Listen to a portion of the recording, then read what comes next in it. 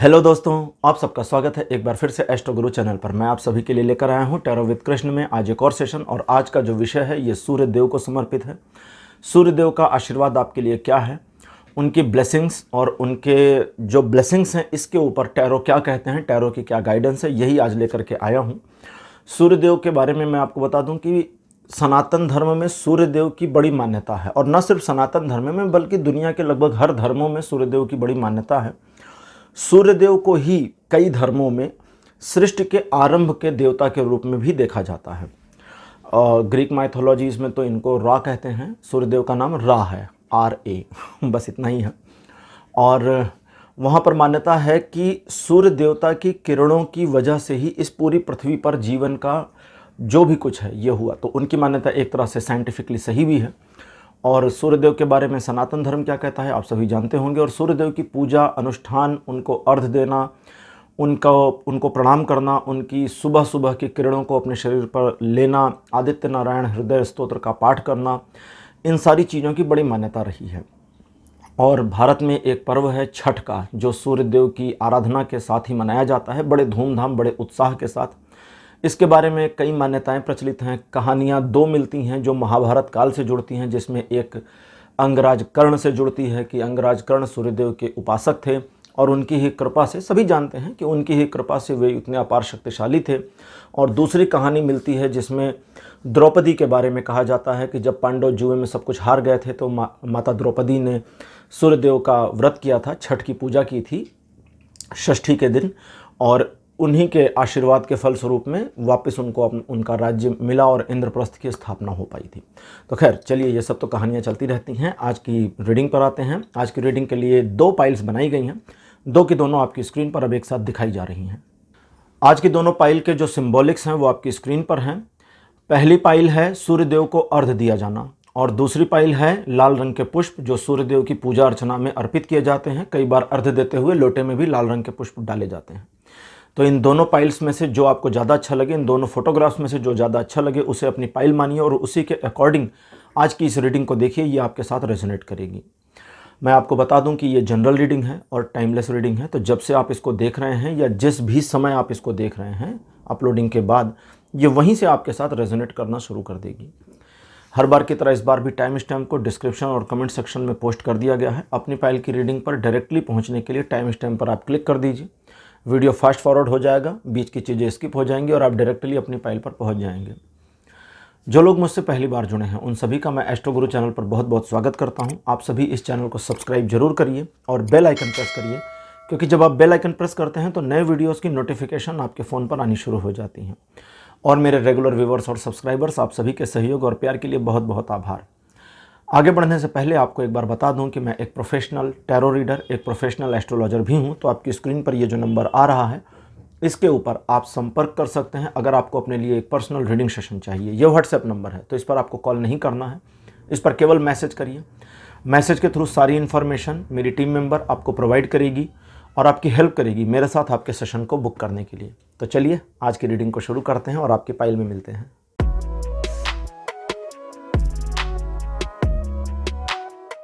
Hello पाइल number 1, आप सबका स्वागत है आपकी रीडिंग में। आपने सूर्यदेव को अर्घ्य दिए जाने की फोटोग्राफ को चुना था, मेरे बगल में लगा दी गई है। सूर्यदेव को अर्घ्य दिए जाने की परंपरा सनातन धर्म में सदियों पुरानी है। सदियों क्या, हजारों सालों पुरानी। सदी तो 100 साल की होती है, हजारों साल पुरानी है। महाभारत काल 5000 साल पहले था, उस समय भी सूर्यदेव को अर्घ्य दिए जाने की परंपरा थी। भगवान राम भी सूर्यदेव को अर्घ्य देते थे जो लाखों साल पहले थे। तो बहुत ज़्यादा पुरानी है, ठीक है। सूर्यदेव को अर्घ्य दिए जाने के विभिन्न समय हैं, हर समय पर अर्घ्य दिए जाने के विभिन्न प्रभाव हैं। कई अलग अलग तरीके हैं, अब उतनी सारी चीज़ें यहाँ नहीं कवर कर पाऊँगा। चलिए रीडिंग शुरू करते हैं। वो तो जब कभी किसी के लिए रेमेडीज़ में बताया जाता है तो उनको सजेस्ट किया जाता है कि कैसे अर्घ्य देना है। हर अर्घ्य देने के तरीके अलग अलग होते हैं और उनके प्रभाव अलग अलग पड़ जाते हैं। चलिए आज की रीडिंग शुरू करते हैं पाइल नंबर 1 और देखते हैं आपके लिए सूर्यदेव की क्या कृपा, क्या आशीर्वाद आता है। कार्ड नंबर 1 आपके लिए है द मून। बहुत बढ़िया कार्ड, सूर्यदेव का। सेकंड पोजीशन पर आपके लिए 6 ऑफ कप्स। कार्ड नंबर 3 आपके लिए अपीयर हुआ है 6 ऑफ कॉइन। फोर्थ पोजीशन पर आपके लिए द स्टार और आपके लिए आखिरी कार्ड मेरे पास अपीयर हुआ है द हाई प्रीस्टेस। तो 5 कार्ड आपके लिए अपीयर हो चुके हैं।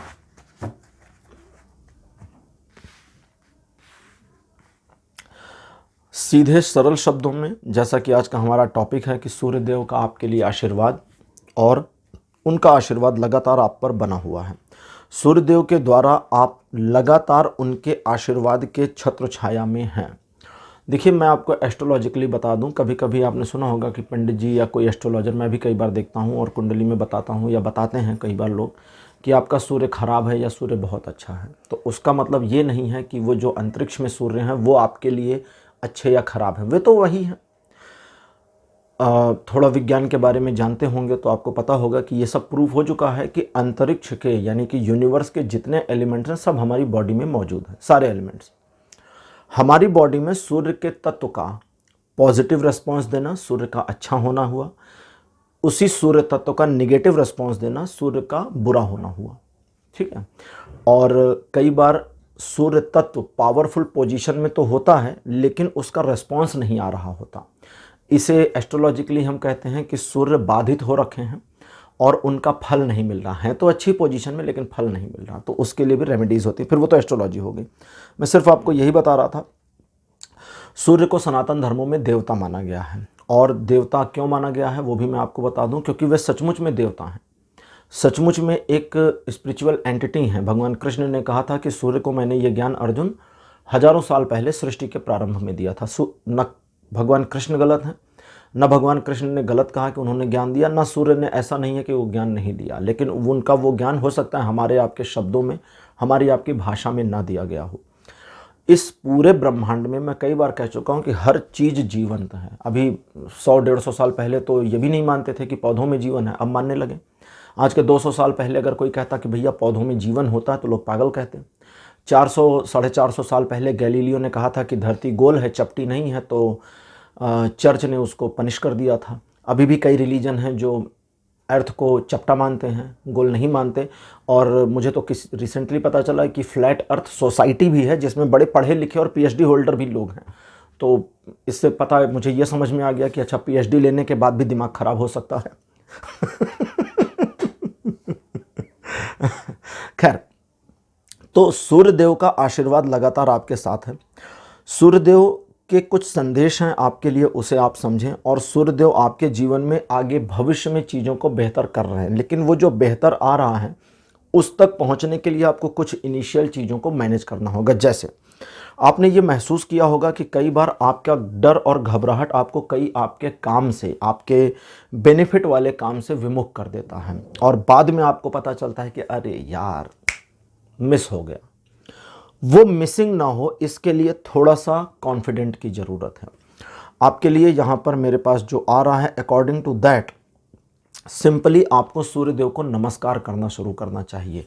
आप जब भी सोकर उठें, सबसे पहले, जैसे कि सनातन में आपने अगर ध्यान दिया हो, वे लोग तो जानते होंगे जिनके बच्चे शिशु मंदिरों में पढ़ते हैं, तो वहाँ पर कराग्रे वस्ते लक्ष्मी करके एक श्लोक होता है जिसका अर्थ होता है कराग्रे वस्ते लक्ष्मी, मतलब कर के अग्रभाग में, कर के जो आगे का भाग है इसमें लक्ष्मी, कर मध्य सरस्वती, मध्य भाग में सरस्वती, और कर मूले च गोविंद, और चा का मतलब और कर के मूल में यानी हाथ के जो पीछे का हिस्सा है यहाँ पर गोविंद यानी भगवान विष्णु का वास होता है। इसीलिए सुबह सुबह हाथ देखने की परंपरा सनातन में रही है, और साथ ही साथ में सूर्यदेव को प्रणाम करने की परंपरा भी है। तो आप अगर कराग्रे वस्ते करते हैं तो अपना वो पाठ कर लें, नहीं करते तो करना चाहिए, करिए।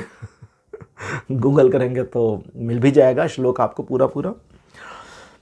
सूर्यदेव को प्रणाम करना शुरू करें। प्रातः उठें, बिस्तर पर ही सूर्यदेव प्रणाम ऐसे कर लें। जब घर से बाहर निकलें तो सूर्यदेव से जब मुलाकात हो जाए, मुलाकात कैसे होती है? सूर्यदेव आसमान में हैं, आप नीचे हैं, मन ही मन, अगर आपको ऐसा लगता है कि आप सोसाइटी या बाकी की चीज़ की वजह से रोड पर प्रणाम नहीं कर सकते या थोड़ा ऑकवर्ड लगता है, तो मन ही मन प्रणाम करें। श्रद्धा ही आपका भाव है, समझिए, तो श्रद्धा होना जरूरी है।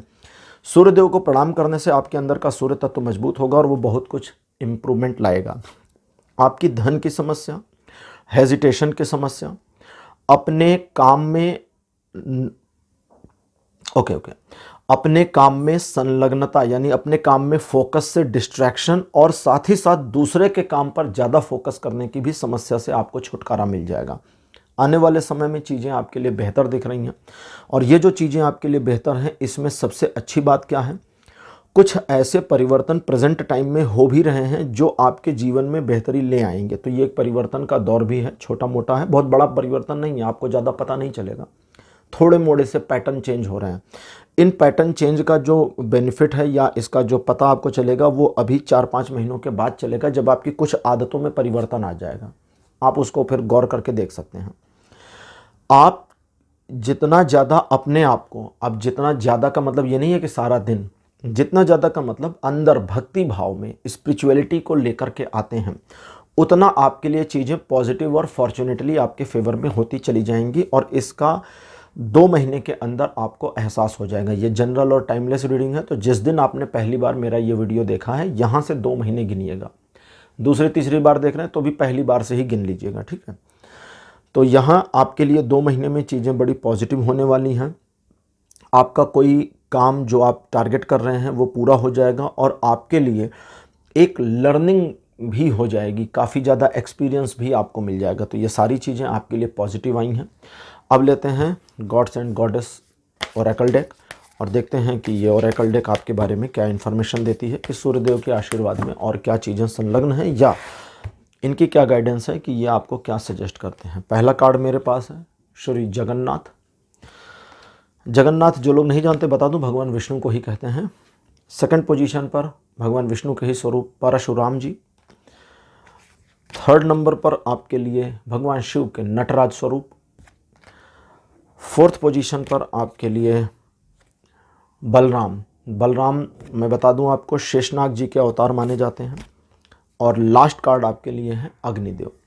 अच्छा, कई बार लोग कंफ्यूज हो जाते हैं कि सनातन में 2 देवता क्यों हैं, अग्निदेव अलग हैं और सूर्यदेव अलग हैं। किसी से मेरी एक बार इस बारे में बात भी हो रही थी, तो मैंने उनको बताया कि सूर्यदेव किसी जैसे सूर्यदेव का जो कार्य है वो और अग्निदेव का जो कार्य है दोनों में अंतर है। सूर्यदेव का जो कार्य है वो है इस पूरी पृथ्वी को ऊर्जामय और उर्वरा बनाए रखना। ऊर्जामय मतलब एनर्जेटिक बनाए रखना और उर्वरामय फर्टाइल बनाए रखना। सूर्य देवता की कृपा से ही सारी चीज़ों में फर्टिलिटी होती है, सारी चीज़ों में, वनस्पतियों में भी, इंसानों में भी, जानवरों में, सब में फर्टिलिटी का मेजर रीज़न सूर्यदेव हैं। सूर्य तत्व को पौरुष का तत्व माना जाता है। अगर पौरुष का तत्व कमज़ोर हो तो नपुंसकता आती है इसलिए कई बार जन्म कुंडली में सूर्य के बल को देखा जाता है। सूर्य के बल के बिना बहुत सारी डिस्क्रिपेंसीज और डिजीज़ भी मिल जाती हैं, तो वो एक अलग बात है, अब उसको छोड़ते हैं। अग्निदेव का जो मुख्य कार्य है, अग्नि का जो हमारे घर में अग्नि हम जलाते हैं खाना वगैरह बनाने के लिए, वो तो है ही है। साथ ही साथ इनको जातवेद कहते हैं। जातवेद का मतलब होता है कि ये वेदों में इनको जातवेद कहा गया है। तो ये जो हवन होता है, उस हवन में जो हम हविष्य डालते हैं वो अग्निदेव उन संबंधित देवताओं तक ले जाते हैं, ये इनका कार्य है। तो आज आपके लिए गॉड्स एंड गॉडेस कार्ड में सूर्यदेव की जो आशीर्वाद है, आशीर्वाद स्वरूप जो आज रीडिंग चल रही है, उसमें 2-4 चीज़ें आप समझ लें। आपको अपने कर्तव्यों का निर्वहन और पालन करने के लिए तत्परता और सम्यकता बनाए रखनी है। तत्परता मतलब एक अवेयरनेस और सम्यकता का मतलब है ध्यान रखें कि चीज़ों में आप बायस ना हो जाए, पक्षपाती ना हो जाए। आपका जो नैतिक दायित्व है, आप स्टूडेंट हैं तो अपने आप में पक्षपात ना करें। अब स्टूडेंट क्या पक्षपात करते हैं, स्टूडेंट खेलने को ज़्यादा पक्ष दे देते हैं या मस्ती को ज़्यादा पक्ष देते हैं और पढ़ाई को कम, तो डिसबैलेंस हो जाती हैं चीज़ें, ठीक है। तो अपने आप में पक्षपाती ना बने, एक तो ये। दूसरा, जो कुछ भी आपके जीवन में चल रहा है, अच्छा या बुरा, इसे एक खेल मान करके चलें, क्योंकि इस खेल को अगर आप समझ गए, जीवन को, हमारा जो मानव जीवन है, इसको शास्त्रों में और बहुत सारे मनीषियों ने और ऋषियों ने माया कहा है। जगत को मिथ्या और माया कहा गया है। मिथ्या का मतलब झूठ, माया का मतलब भी झूठ। अब इसका ये मतलब नहीं कि आपकी बॉडी झूठ मूठ में नहीं, ये सारा एक प्रपंच जैसा है। इसको जब आगम शास्त्र कहते हैं सब उनके प्रपंच हैं। प्रपंच मतलब ये गढ़ा गया है, आज है और कल नष्ट हो जाएगा, खत्म हो जाएगा। इसीलिए मानव शरीर को क्षणभंगुर कहा जाता है। क्षणभंगुर का मतलब जो एक सेकंड में ख़त्म हो जाएगा। इस बहुत बड़े यूनिवर्स में हमारा जो एक जीवन है उसकी कोई वैल्यू नहीं है। तो यहाँ आपके लिए इस अपने जीवन में एक खेल जैसा चीज़ों को अनुभव करना, सिर्फ फील कर लीजिए ना। अगर कहीं कोई प्रॉब्लम है तो मान कर चलिए कि ये तो मेरे रोल का एक प्ले का पार्ट है, ये प्रॉब्लम मेरे हिस्से में जो है ये अभी ख़त्म हो जाएगा, क्योंकि अगला फ्रेज जब शुरू होगा मेरे नाटक का, मेरे जीवन के इस वृहद रंगमंचीय नाटक का, तो उसमें नई चीज़ें आ जाएंगी, चीज़ें बेहतर होंगी, फिर ख़राब होंगी, फिर बेहतर होंगी, और ये उठापटक उलट फेर चलती रहेंगी। लेकिन सबसे बड़ी चीज़ क्या है जो परशुराम कहते हैं कि आपको अपना फोकस बनाए रखना होगा, और एक बार अपने फोकस को बनाने के बाद उसे हटाना नहीं है। अगर आप अपने फोकस को बनाए रखते हैं तो वो चीज़ें जो आप अपने जीवन में चाहते हैं उसे न सिर्फ प्राप्त करने की योग्यता प्राप्त कर लेंगे। यहाँ कोई जादू मंत्र नहीं है कि आप उसे पा ही जाएंगे। आपके अंदर एक योग्यता का संचार हो जाएगा, बल्कि न सिर्फ योग्यता का संचार होगा बल्कि उसे पाने के लिए ये सृष्टि, ये यूनिवर्स आपको हेल्प करेगा कि आप उन चीज़ों को प्राप्त करें। आने वाले समय में मुझे चीज़ें बेहतर दिखती हैं। अग्निदेव आपके लिए सीधा संदेश कि ईश्वर की ओर से बेहतर चीज़ें आ रही हैं, लेकिन आपके अंदर स्वीकार करने की क्षमता भी होनी चाहिए। इस चीज़ को मैंने कई बार एग्जाम्पल के साथ कहा है कि आप एक गिलास लेकर खड़े हैं कि हे भगवान एक गिलास पानी दे दो, और वे बाल्टी भर लेकर आए तो फिर एक गिलास में एक गिलास ही आएगा, बाकी सब बह जाएगा। तो मतलब आपके पास सही पात्र होना चाहिए। इसीलिए शास्त्रों में पात्र बनने पर, पात्र मतलब जो ग्रहण कर सके, ग्राहक, ग्राह्यता, वो बनने पर जोर दिया गया है। इसीलिए शिष्य को ये नहीं कहा जाता कि शिष्य को सिर्फ ज्ञान प्राप्त करना है, शिष्य को पात्र बनना है ताकि गुरु उसमें उतर सके, यानी गुरु का ज्ञान उसमें उतर सके। क्योंकि गुरु तो बस मुख से बोल सकते हैं, लेकिन जो अंदर ज्ञान है उसे कैसे देंगे। ये वाली प्रॉब्लम स्वामी विवेकानंद और भगवान रामकृष्ण के जीवन चरित्र दोनों जन का जो है उसमें देखा जा सकता है। स्वामी विवेकानंद को रामकृष्ण भगवान ने उतने ज़्यादा बोल करके ज्ञान नहीं दिया जितना स्वयं को उनके अंदर समावेशित किया। और इसीलिए कई स्क्रिप्चर्स में लिखा है कि भगवान रामकृष्ण परमहंस का सारा ज्ञान विवेकानंद जी के मुख से निकला था। तो यहाँ पर भगवान आपकी मदद करने को तैयार है। आपको स्वयं को सही पात्र बनाना है, बायसनेस नहीं लानी है, और वो चीज़ें जो ईश्वर आपके जीवन में भेज रहे हैं उन्हें स्वीकार करना, अंगीकार करना और यूज़ करना है। अगर आप ये चीज़ करते हैं तो सारी चीज़ें आपके फेवर में और बेटरमेंट मिल जाएगी। वो नकारात्मकता जो आपके जहन में आती है कभी कभी, वो सचमुच में आपकी नहीं है, उसे अपनी मान करके ना चलें। तो पाइल नंबर 1 ये रीडिंग आपके लिए यहीं पर क्लोज होती है। अपने अनुभव और अपने एक्सपीरियंस कमेंट सेक्शन में ज़रूर लिखें। इस वीडियो को लाइक करिए, शेयर करिए और चैनल को सब्सक्राइब करना मत भूलिएगा। अगले वीडियो में आपसे फिर मिलूँगा। Bye bye.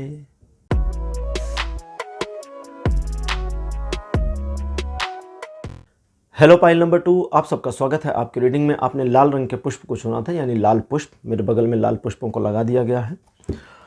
चलिए देखते हैं कि आपके लिए आज क्या आता है, कि सूर्यदेव का आशीर्वाद आपके ऊपर क्या है, कैसा बना हुआ है, और इस पर टैरो की क्या गाइडेंस है। कार्ड नंबर 1 आपके लिए है द लवर्स। सेकंड पोजीशन पर आपके लिए है king of cups. Card number 3 4 of sword. Fourth position पर आपके लिए है 3 ऑफ कप्स, और आपके लिए अंतिम कार्ड मेरे पास अपीयर हुआ है 3 ऑफ वॉन्ड्स। आपके पास एक पूरी योजना होनी चाहिए कि आपको अपने जीवन में क्या करना है। अगर योजना है तो उस योजना के तदनुरूप, यानी कि अकॉर्डिंगली काम होता चला जाएगा। लेकिन आपको एक चीज़ का और ध्यान रखना चाहिए, वो है कि अपनी समस्याओं के समाधान की ओर चिंतित होना चाहिए। वो समस्याएं जो लगातार एक के बाद एक उठती हैं, गिरती नहीं हैं और आपको परेशान भी करती हैं। आप चाहते हैं कि छोटी छोटी चीज़ें आपके जीवन से ख़त्म हो जाएं, छोटी छोटी प्रॉब्लम्स को पहले मैनेज कर लें, फिर बड़ी वाली का सामना करें। इसको उलट दीजिए। 4 ऑफ द स्वॉर्ड्स का कार्ड जो कहता है सबसे पहले बड़ी समस्या का निराकरण करने की कोशिश करिए। अगर आप बड़ी समस्या से निपटने की कोशिश करते हैं तो न सिर्फ वो सुलझ जाएगी, बल्कि छोटी मोटी कई समस्याएं अपने आप गायब हो जाएंगी। आज की रीडिंग है कि सूर्यदेव का आपके लिए आशीर्वाद, और यहाँ पर चीज़ें पॉजिटिव आई हैं। ये जान करके मुझे एक्चुअली बहुत खुशी हुई है, क्योंकि पाइल नंबर 1 में चीज़ें पॉजिटिव आई थी। ठीक, देखिए ये जो रीडिंग जब मैं देवताओं के ऊपर या इस तरह की करता हूँ तो इसका जो मकसद होता है ये होता है कि आपको थोड़ा मोटिवेट करना और आपके जीवन से जुड़े कुछ तथ्यों में आपको गाइड कर देना। नॉर्मली मैं मान के चलता हूँ कि ईश्वर का आशीर्वाद हमारे सभी के साथ में बना हुआ है, अलग अलग स्वरूपों में बना हुआ है। बस हमें उसे थोड़ा बेटरली मैनेज करना है और अपने फेवर में मोड़ना है। तो यहाँ पर उनका आशीर्वाद तो बना हुआ है, लेकिन आने वाले भविष्य के प्रति आप अगर अपने कंफर्ट जोन से नहीं निकल पाए तब गड़बड़ हो जाएगी। आप कंफर्ट जोन में हैं, आप नॉर्मली या सीधे सीधे कहें कि रेगुलरली कंफर्टेबल हो जाते हैं, आराम पसंद, आलस। कंफर्टेबल होने का मतलब आलसी हो जाना तो इस आलस से निकलिए। आप अपने काम में माहिर हैं, आप अपने काम को जानते हैं, अपने कर्तव्यों का बोध है, आपको क्या करना चाहिए, कैसे करना चाहिए, कितना करना चाहिए, कब करना चाहिए, सब पता है। कोई ज्ञान व्यान देने की ज़रूरत आपको नहीं है, लेकिन आप अपने आप में एक कंफर्टेबल जोन में चले जाते हैं। अगर जॉब है तो फिर उसमें कंफर्टेबल जोन है, बिजनेस है तो उसमें कंफर्टेबल जोन है, जो भी काम आपका है उसमें कंफर्टेबल जोन बना है, जहाँ पर आगे बढ़ने की इच्छा तो है लेकिन चीज़ें होती हुई कम दिख रही। तो वहाँ आपके पास एक योजना होनी चाहिए और थोड़ी सी फिक्स योजना बनाइए। अगर आप अपने डेली रूटीन में कंफर्टेबल जोन से बाहर निकलना चाहते हैं तो डेली रूटीन में क्या करेंगे उसे टाइम के साथ बाउंड करिए कि फलाना चीज़ इतने समय पर शुरू होगी और इतने समय पर ख़त्म होगी, और उसी टाइम पीरियड में डेली करिए। आपका माइंड मेकअप हो जाएगा और उस चीज़ पर फोकस बन जाएगा। इस चीज़ को अगर करेंगे तो बहुत कुछ आपके जीवन में परिवर्तित होगा। साथ ही साथ अगली इन्फॉर्मेशन मैं हटाने जा रहा था लेकिन और आ रही है कि अगले 2-3 सालों के लिए एक योजना बनाइए कि आप करेंगे क्या, कैसे करेंगे। सिर्फ योजना बनानी है, करना वरना नहीं है। चीज़ें ऑटो सेट होती चली जाएंगी। अगर योजना बनाने में फेल हो गए, एक कहावत है ना कि कोई भी फेल होने की योजना नहीं बनाता, लेकिन लोग कई बार योजनाएं बनाने में फेल ज़रूर हो जाते हैं। तो आप यहाँ पर एक बेहतर योजना अगर बना लेते हैं तो इस योजना के तहत चीज़ें चलनी शुरू हो जाएंगी और सिचुएशंस आपके फेवर में मुड़ेंगी। लेकिन अगर इस योजना पर आप फेल हो जाते हैं, नहीं बना पाते हैं, तो आप सक्सीड तब भी रहेंगे लेकिन एक लिमिटेशन तक, और उससे आगे नहीं जा पाएंगे। अब लेते हैं गॉड्स एंड गॉडेस कार्ड और देखते हैं कि ये आपके लिए, ओरेकल डेक है, ये आपके लिए क्या इन्फॉर्मेशन देते हैं। ये जो डेक है ये सनातन धर्म को समर्पित है। इसमें सारे देवी देवता सनातन धर्म से ही लिए गए हैं। पहला कार्ड आपके लिए भगवान शिव का नटराज स्वरूप। सेकंड पोजीशन पर आपके लिए कार्ड आया है हनुमान। अगर अभी आपने ध्यान दिया हो तो मैं किसी और को उठा रहा था इंडेक्स फिंगर से, लेकिन मेरे रिंग फिंगर से कार्ड उठ के आ गया। तो मैं अक्सर ये देखता हूँ और मान के चलता हूँ कि जिसे आना है वही आता है। अगर मैं गलत कार्ड चुन रहा हूँ तो वो अपने हिसाब से चीज़ों को सही कर लेते हैं। थर्ड पोजीशन पर शेषनाग। कार्ड नंबर 4 आपके लिए हैं माता गायत्री, और लास्ट कार्ड आपके लिए अपीयर हैं माता यमुना। भारत में नदियों को माता कहा जाता था, अभी भी कहा जाता है। उसके पीछे का जो रीज़न रहा है, वो दो रहा है। पहला कि अगर आप नदी को अपनी माता मान लेते हैं तो उसमें गंदगी नहीं करेंगे। तो हम जो सनातनी हैं बड़े साइंटिफिक रहे हैं और बड़े समझदार भी रहे हैं। हमने अपने पर्यावरण को बचाने के लिए बहुत सारी विधाओं का अनुसरण और अनुकरण किया है। भारत में आज भी पीपल के पेड़ को काटना पाप माना जाता है, पीपल के पेड़ को नहीं काटते। और जानते हैं साइंटिफिक रीज़न क्या है? स्पिरिचुअल तो छोड़ दीजिए, साइंटिफिक बता देता हूँ। पूरी दुनिया में केवल पीपल ही एक ऐसा प्रकार है पेड़ का जो डे एंड नाइट ऑक्सीजन देता है। बाकी सब डे में देते हैं, नाइट में सारे पौधे पेड़ जो हैं वो कार्बन डाइऑक्साइड छोड़ने लगते हैं नाइट होते ही। लेकिन रात में ऑक्सीजन देने का काम केवल पीपल का वृक्ष करता है, और इसीलिए पीपल की पूजा की जाती, पीपल को काटा नहीं जाता। कई बार पीपल को ना काटने दिया जाए इसके लिए डराया भी गया कि भूत प्रेत रहते हैं पीपल पर चुड़ैल रहती है, तो इसलिए भी लोग पीपल के पेड़ से दूर हट जाते हैं। अच्छा चलिए अब रीडिंग करते हैं। ओके, आप सिंपली अगर आप कर पाएँ तो आपके लिए बहुत अच्छा होगा। संडे के संडे, ये एक रेमेडी जैसा है, संडे के संडे मॉर्निंग में ठीक है, मैक्सिमम टाइम ले लीजिए 8 बजे का, कोशिश करिए जल्दी हो जाए जितना उतना अच्छा। दोपहर में थोड़ा सो लीजिएगा, ठीक है, और पावर नैप वगैरह ले लीजिएगा। संडे के संडे अगर पॉसिबल हो जाए तो 11 या 21 बार अगर आप कर सकें तो एक माला कर लीजिए, 108 बार की होती है। अदरवाइज 11 या 21 टाइम सूर्य गायत्री मंत्र का जप कर लीजिएगा। सूर्य गायत्री मंत्र अगर आपको नहीं पता है तो डिस्क्रिप्शन में, चलिए उसको डिस्क्रिप्शन में डलवा दूंगा मैं, तो डिस्क्रिप्शन में उसको पढ़ लीजिएगा। अदरवाइज़ आप गूगल करके भी निकाल सकते हैं। बहुत छोटा सा 2 लाइन का मंत्र होता है, बहुत कम समय में ये हो जाएगा। इसका बेनिफिट आपको जो मिलेगा, अच्छा, सूर्य गायत्री मंत्र, ये गायत्री क्या है? गायत्री छंद है, वो सूर्य देवता का एक मंत्र है जो गायत्री के छंद में गाया जाएगा, ठीक है। तो उसमें उसी लय और उसी ताल में और कुछ शब्द गायत्री मंत्र के उसमें जुड़ जाते हैं, तो उससे वो सूर्य गायत्री मंत्र हो जाता है। तो पहला काम तो ये आपको करना है, ये जरूर करिए। इससे आपके अंदर का सूर्य तत्व मजबूत होगा, आपकी बॉडी का सूर्य तत्व मजबूत जितना ज़्यादा होगा, आप अपने काम में उतना ज़्यादा एक्टिवली अपीयर होंगे और उतना ज़्यादा बेनिफिट आपको मिलेगा। अगली चीज़ आपको चाहिए कि आप दृढ़ता का परिचय दें। दृढ़ता सिर्फ उसी चीज़ में दें जो आपका टारगेट है। टारगेट बनाने में जल्दबाजी मत करिए, लेकिन बन जाए तो दृढ़ता के साथ उस टारगेट को अचीव करने की कोशिश करिए, लेकिन जॉलीनेस बनाए रखिए। नटराज शिव कहते हैं कि इस पूरे मामले को एक लयबद्धता के साथ चलाओ। इस पूरे मामले में खुद को लयबद्ध करो। लयबद्धता के साथ चलाओ मतलब ये कहते हैं कि इस पूरी सिचुएशन में खुद को लय में लेकर के आओ। तुम्हारा लय में ना आना चीज़ों को खराब कर रहा है, और अगर ध्यान दो तो वो चीज़ें आपके लिए या तुम्हारे लिए कहते हैं खराब हो जाएंगी। और यहाँ लयबद्धता से जो मतलब इनका है वो सिर्फ इतना है कि आप अपने रूटीन पर एक रिदम में आ जाएं। आपका रूटीन या डिसिप्लिन जो भी है, डेली का या वीकली का किसी काम का, उसे रिदम में लेकर आइए। अभी मैंने आपको बताया था ना कि आपको थोड़ा सा डिसिप्लिन वे में लाना है अपने आप को। क्यों? क्योंकि कंफर्ट जोन से निकलना है। तो जब तक लय में नहीं आएंगे, एक रास्ता नहीं आएगी, तब तक वो इम्पैक्ट नहीं मिलेगा। आप मल्टीपल चीज़ें चाहते हैं, लेकिन वे मल्टीपल चीज़ें मिल सकती हैं। शेषनाग के कार्ड कहते हैं कि हाँ मिल सकती हैं, लेकिन उसके मिलने के लिए तुम्हें यमुना और शिव का कार्ड, ये जो दोनों कार्ड हैं, कहते हैं कि तुम्हें आना होगा फ्लो में, उस लय में आना होगा जिस लय में एक बद्धता हो, एक नियमितता हो। उस नियमितता के साथ आने पर ही परिवर्तन होगा, और वो परिवर्तन उन मल्टीपल चीज़ों को मिलाने में आपकी मदद करेगा। आखिरी में पाइल नंबर 2, आप अपने जीवन में इस बात का एक अनुसरण और अनुकरण करना शुरू करें कि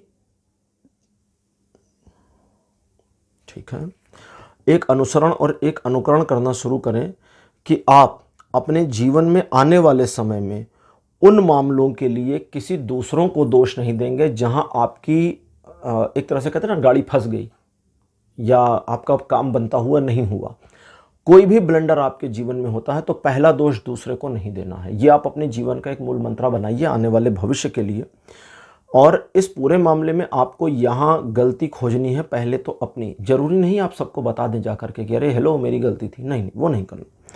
गलती अपनी खोजनी है और अपनी गलती को समझ करके, आत्मसात करके एक्सेप्टेंस लेनी है, झुंझलाना नहीं है।